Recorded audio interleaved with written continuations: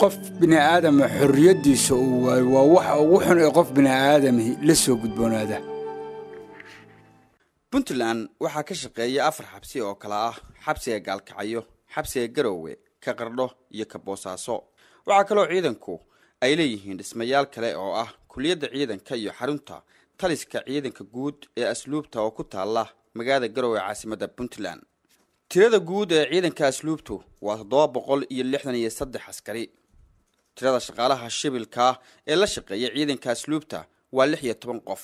tirada maxaabiista ku xiran xabsiyada Puntland waxay celcelis ahaan gaarayaan 850 maxbuus iyadoo ay isbedesho tirada maxaabiistu maalin iyo bil walba.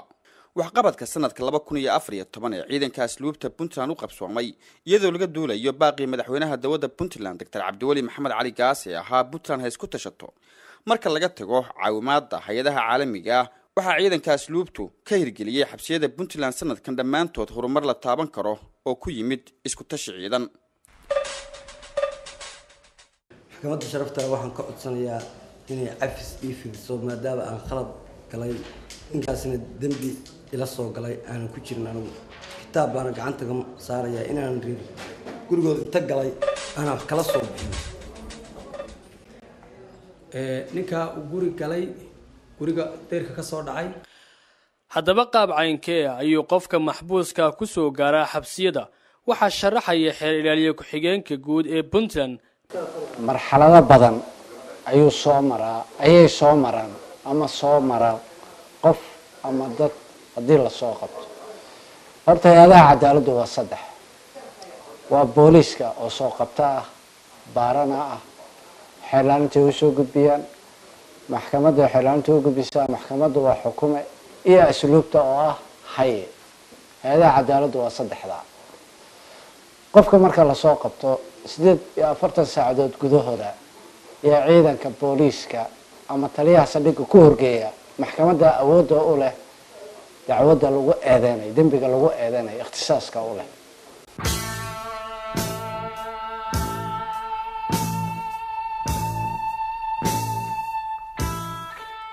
taliska asluubta ayaa hubiyay sida uu xabsiga ku soo gaaray shakhsiyaadka laga soo gudbiyay dhanka maxkamadda. sida aan ka wareysanay taliyaha ciidanka asluubta Puntland General Ali Nuur Umar. wallahi taas xagga garsoorka ku xiran tahay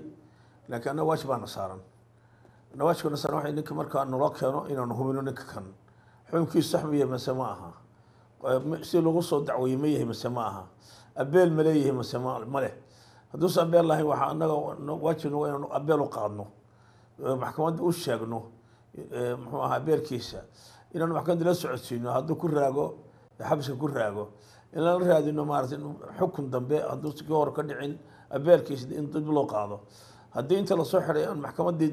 ka raagto muddo la xukumay lahaa inaan maxkamadda ugu celino waa ninkan ku day xabsiga ninkan hal mariyo xukunkiisa cadaariga ah anaga intaas saarno waajibkii weyn. xabsiga Garowe waxaa la furay bishii Abriil 2014 waana xabsi caalami ah.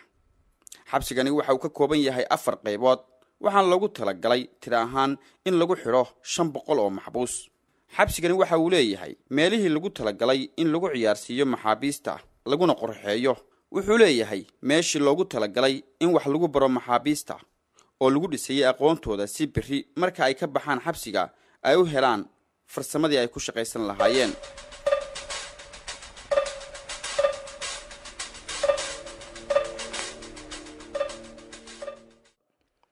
marka ay soo gaaraan xabsiyada ma helaan xuquuqda maxaabiista.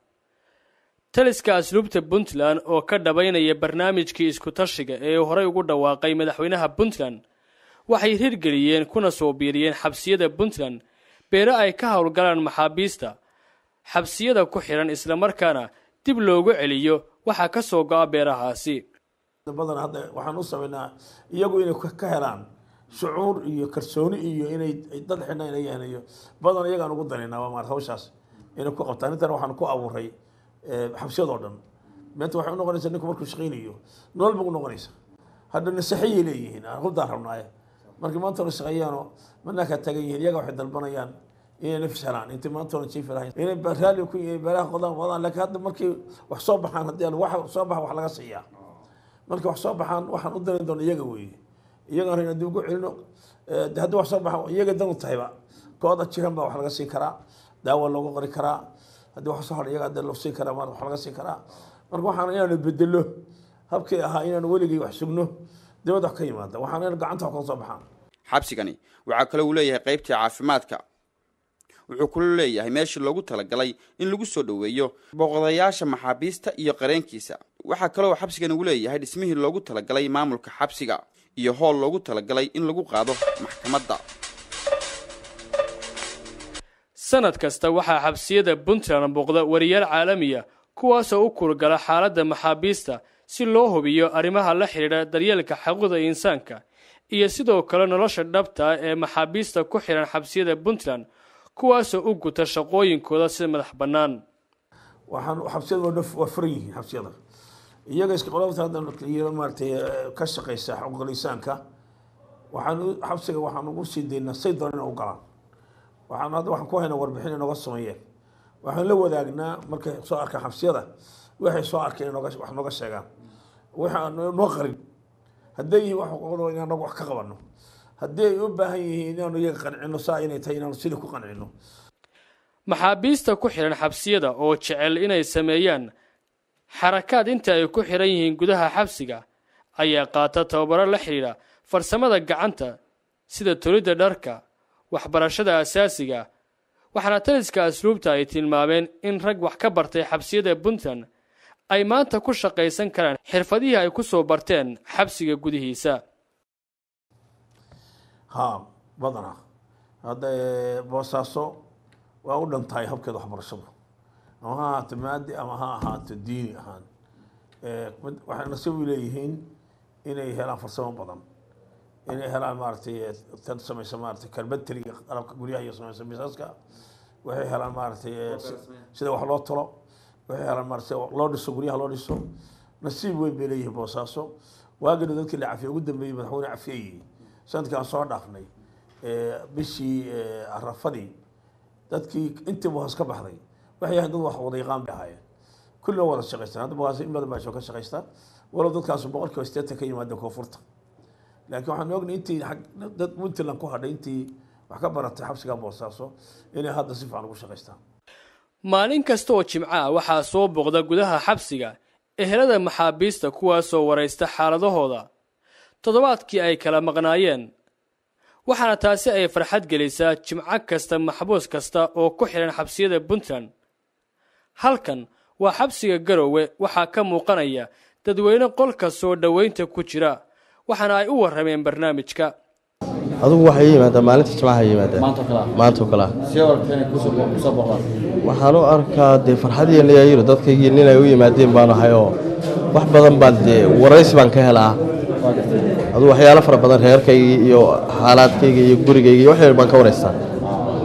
marka leeyahay fara badan baan ka helaa hadda ka wali xabsi ku gashay maya waa markii goreysay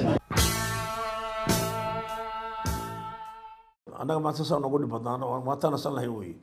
waxaan dadkaan u dareynaa sababtoo dad badan maanta mashquul lahaan jira dad soo boqon lahaa dadka laakiin waqti aan helin maalinta Jimcaha kale wax laga yaabo in qofka nafsiisa yahay iman karo dadka iman karo marka waxaan u soo maalinta Jimcaha dadka inay soo boqdaan maxaabiista way soo boqdaan halkooda xabsiga Boosaaso waa xabsiga ugu weyn Puntland sanadkii 2014 xabsiga waxaa lagu daray laba qaybood oo kala ah qaybta ragga iyo qayb dumarka ah qaybta raggu waxay qaadaa 200 oo raga halka qayb dumarkuna ay qaado 40 waxa xabsigu leeyahay meelihii loogu talagalay in lagu ciyaarsiiyo laguna qurxeeyo maxaabiista meeshii lagu daaweynayay maxaabiista waxaa sanadkii 2014 laga hirgeliyay xabsiga Boosaaso laba barnaamij oo waxbarashada maxaabiista ah waxbarashada asaasiga ah oo ah ilaa dugsi dhexe waxbarashada farsamada gacanta oo u qaybsan 3 qayb farsamada nijaarada ee qalabka guryaha iyo xafiisyada farsamada dhismaha guryaha iyo farsamada dawaarka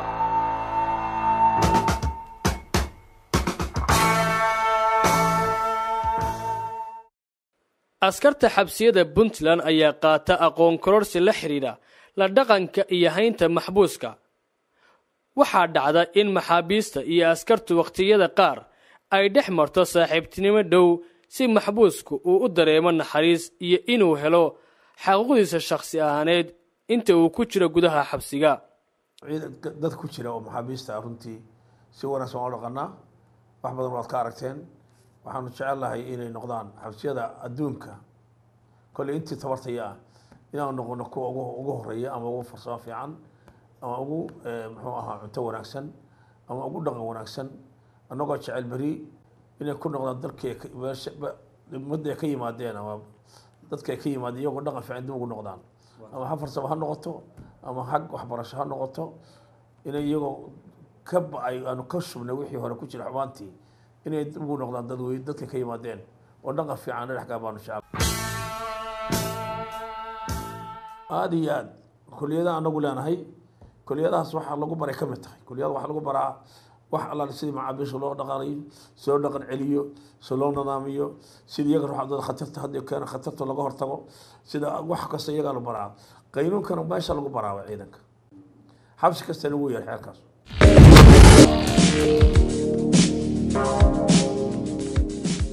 maxaabiista ku xidhan xabsiyada puntland ayaa sameeya jimicsiga qaybihiisa kala duwan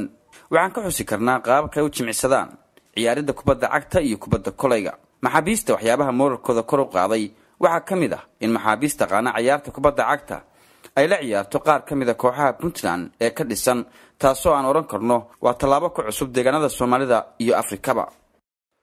qaar ka mid a burcadbadeeda soomaalida oo dalka dibaddiisa lagu soo xukumay gaar ahaan shishalis ayaa ku nool xabsiyada puntland kuwaasoo magaalada boosaaso ku hela waxbarasho maalin kasta hela casharo joogto ah oo ay bixiyeen macallimiin loogu talagalay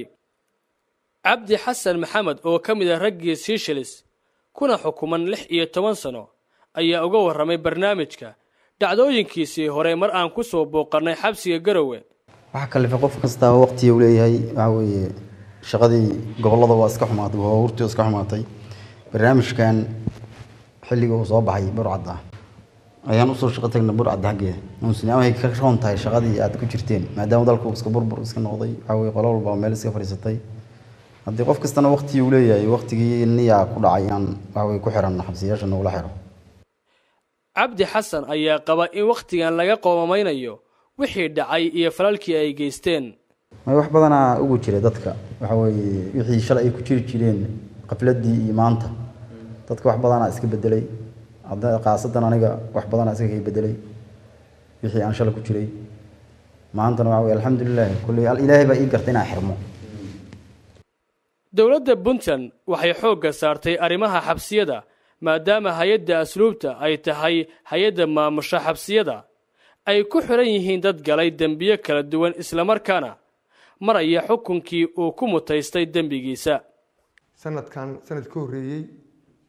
meesha aanu joognay iyo meeshaan waxaan ma inay aragteen waxa ila tahay say kala tahay waa u jeedaan meeshii hore hadda idinka leeyinta tilmaamayo dalka waa kala taqaaniin ilaahay mahadi meeshaan baan joognay hadda ku noolnahay waa meeshaas arkaysaan maxaabiis iyo askar iyo cid kasta ay ku raysatay